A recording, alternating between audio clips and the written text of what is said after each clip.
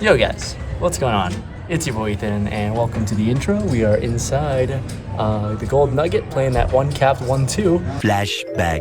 And we're in a little bit of a dilemma right now where we're thinking maybe we can play the uncapped 1-2 at Gold Nugget or the uncapped 5-10 here at the win and come back. End of flashback.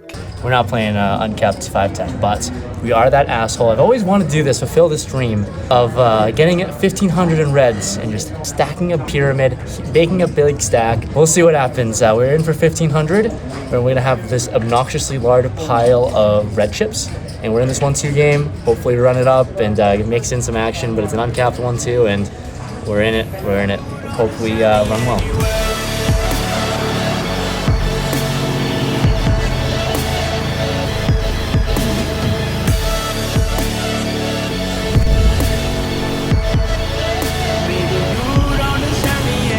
Uncapped 1-2 badness, let's go. We're playing $1,500 deep in 1-2 and first hand in, ace queen of diamonds on the button.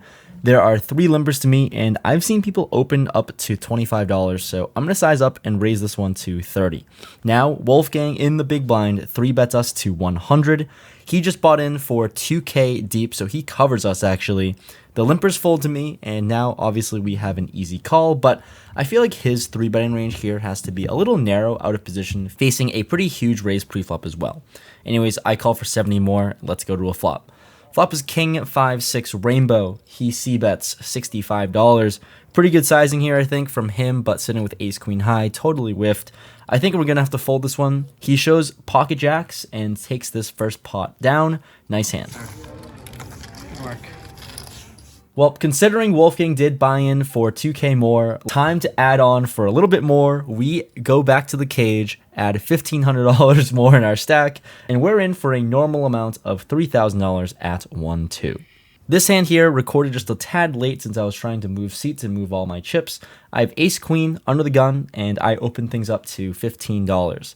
The button makes the call, and we're going heads up to a flop. This player has 1K deep. The flop comes queen 6-3-2 clubs. I feel like I've built up a pretty fishy and splashy image at this point for buying in for so much. So here with top, I c-bet $45 as an overbet. He thinks for a little bit and makes the call. The turn is a jack. Not amazing, as I am a little afraid of queen jack sometimes, but still definitely have to go for value, and I size to 75. He makes the call, and we've got a pot brewing here. Let's see a clean river. The river is a total brick, I'll be quite honest with you. There's a lot of moving parts, and I don't know what it was, but let's go for value since it's such a brick river. I've seen him play a wide range and certainly can call wide as well. I size up to $200. He snaps this bad boy off and has king-queen. We show our hand, take this pot down. I guess sometimes we could have gone a little bit bigger, but for a 1-2 game, we're scooping up a pretty good-sized pot. Next hand, we have the hand, pocket fours on the button. There's an on-the-gun limp, and considering how deep every single person's playing, I raise this up to $20 to set mine. The big blind calls and the under-the-gun calls. Big blind is 2,400 deep, under-the-gun 1K deep, not your typical 1-2 here. Flop comes 7-7-9 Rainbow. Action checks to me. It's a paired board, so I actually kind of like this one. So let's just try to bet and protect our very small pair. I size to $20, and we get both players to call, so not exactly what we're looking for here. So let's go to a turn, which is the Jack of Hearts. Both players once again check to me. I'm going to play this a little standardly and check back. The river is the King of Clubs, so we don't improve to our set. The big blind throws out a bet of $115. On the gun snap folds, and easy fold for us. We let this one go, and moving on. This clip here shows Wolfgang in a massive, massive pot. If you want to get his perspective on this crazy session and his hand, check out his YouTube channel, but he's facing a $2,000 jam on the river. This next hand, pocket aces in the hijack. The player to my right limps, and he's got 3,100 in stack. I raise it up to $20, and I guess sizing a little bit of an issue because we get 5 players to make the call. We're going 6 ways to a flop. This is not what we want to do with aces, but the flop comes 8, deuce, 3, 2 clubs, and a diamond. Action checks to me, and before I can even act, interestingly enough, the cutoff throws out a bet of $25 out of turn. Well, if I were to check now, this bet's going to stand here, and with a pretty good board for aces, I'm going to let that happen. After seeing that happen, I check his $25 stands. Now, 3 other players call around, and this is perfect time to get more money in there. And sticking to the plan, now we're just going to put in the check raise with a much more bloated pot with pocket aces. I put in the check raise to 160. Now, action folds around to the original limper, and tanks for a while. This player's to my right, who's sitting with about $3,100 deep. He actually makes the call for 160, 140 more, and I don't know what this action is like, but let's try to see a turn. The turn is the 6 of diamonds, not amazing as 4-5 does get there. He checks to us, and we do have the ace of diamonds blocking the diamond flush draw. I guess we're going to check this one back, play some pot control, and see a river.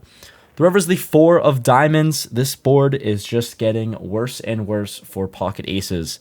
Now he throws out a bet of $300, and sitting with 1 pair, all we've got is essentially a bluff catcher. Really hating this spot, and in my gut, I am so beat. I ask if he'll show if I fold for the vlog, and he says that he'll only show if I tip the dealer $50. Well, it's his pot to win, so I'm not going to do the tipping for him. I let this one go, fold face up, and he doesn't show us what he had, but later he does tell us that he had us beat, so unfortunate here for our aces to, I guess, kind of get cracked. So unfortunately, the next hand we're supposed to play pocket jacks, that footage got deleted, but it plays a crucial role to show how crazy this table is because we go 3 ways to a flop. We c-bet that flop, we get raised, then we see a 3-bet, and the 3-better who jammed was playing 4 deuce offsuit that flopped bottom pair. So obviously the player with 4 deuce did not win, but it was a 2K pot, and obviously we are loading in for more money. We're in for $7,000 total now, and the action is just about to get crazy. All right, obviously sitting on the most ridiculous 1-2 table I've ever been on. We have ace-5 of spades in this hand and the cutoff. There's 1 limper. We learned our lesson. $20 is too small. We raise it up to 30. And now the small blind calls with a super wide range. But now the big blind 3-bets to $101. This big blind player is playing $2,000 deep, and the small blind is playing about 5K deep. And this is pretty much a extremely small 3-bet, and we're in position. We have only $70 more to call and have massive implied odds if we do hit multi-way. So with that said, I make the call for 70, and so does the small blind. 3 ways to a flop, which comes jack 6-3, 2 hearts, and a club. Unfortunately, this flop isn't the one for us. Small blind checks in the dark. Big blind continues for $300 freaking dollars, which is just ridiculously big. Obviously, we're going to fold, and the small blind folds 9-7 of diamonds face up. So yeah, once again, we want to get involved with this guy. Okay, everyone, strap in. We need some seatbelts on because this one's a roller coaster. We have pocket kings in +1. We have a stack of 6,500-ish in front of us, and on this table, we can't keep going multi-way. Only one player folds, and I'm going to do something weird and limp. Now, Wolfgang on my left raises to $20. And why did we not open before? Because 4 players make the call for 20. This is exactly why we didn't want to raise. We're going for that good old limp 3-bet because I think that'll work here in this spot. So when action is onto me, we put in that limp 3-bet trying to isolate. We size to $150. A little bit smaller here, but once again, I don't really know what the resistance point is when people call or fold. But clearly, 150 is not a lot because when the preflop raiser Wolfgang gets out of the way, we get 3 players to call around. So now, yep, 4 ways to a flop in this 3-bet pot where we just tried to isolate. But we got 620 in the pot. The flop comes 8, 7, 6, 2 clubs. Overall, just a disgusting and gross board that we didn't want to see. Anyways, when action checks to me, I decide to c-bet this one, really small amount to $200. 4 ways, this is extremely thin, but given what I've seen so far, I think we just have to get value with these overpairs. The cutoff, who's been playing fairly loose, makes the call. Now the button makes the call, and the big blind calls as well. So we eliminated the field from 4 ways to the flop to 4 ways to the turn. The turn is now the 8 of hearts. It is all around, in my opinion, a pretty decently bad card for us.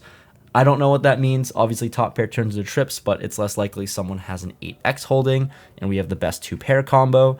Anyways, when action checks to me again, given the dynamics of the table, I am going to be a little bit exploitative and go very, very thin once again and throw out a bet of $350. Well, 350 is still enticing of a price, especially given how big this pot is. The cutoff makes the call, who's been playing very loose, and so does the big blind. So we go 3 ways to the river, which comes the deuce of spades. It is the most brick river we could ever ask for.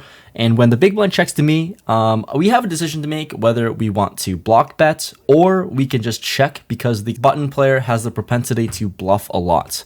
Ultimately, I take the line of checking here, and now onto the button. He doesn't take too long before announcing his action. I'm sorry? You said all in? Okay, I just want to make sure. All in.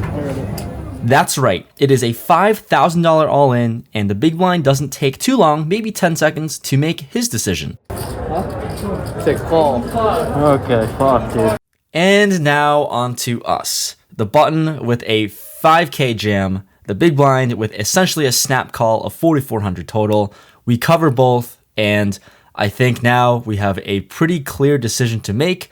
Essentially easy decision to make to, I guess, fold and let this one go, unfortunately. So we take one last look at our cards, kiss this one goodbye, and send it to the muck. And good thing we get to see what the other players had, because the button shows pocket fives, so bottom pair, I don't think that's going to win it. The big blind, please show us trips or something. He shows pocket queens for another one pair holding that we could have beat. And that is how we lost a potential $16,000 pot at 1-2.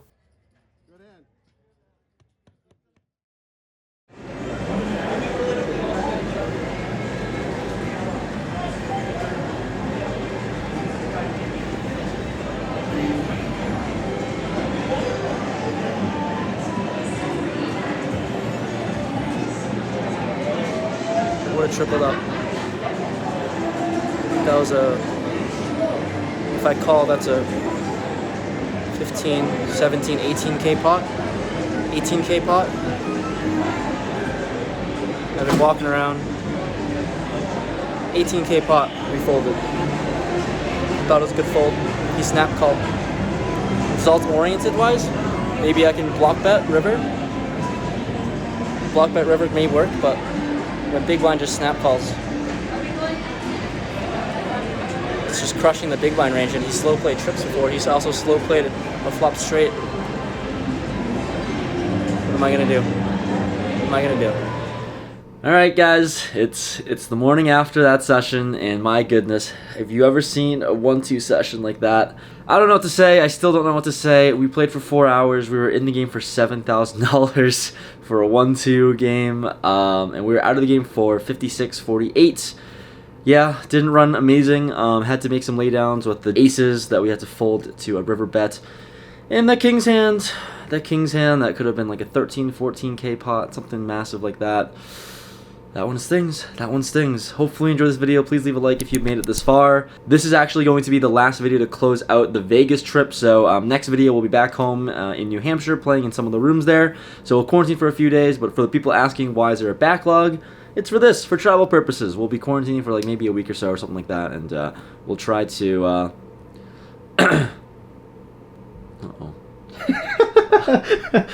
Uh-oh. And we're back to bringing you some content Monday, Wednesday, Friday, so hopefully you enjoy that. Leave a like if you enjoyed this video. Absolute banger. Let's try to get this to my most popular video yet, because this was a painful one. Hopefully you enjoyed. Peace.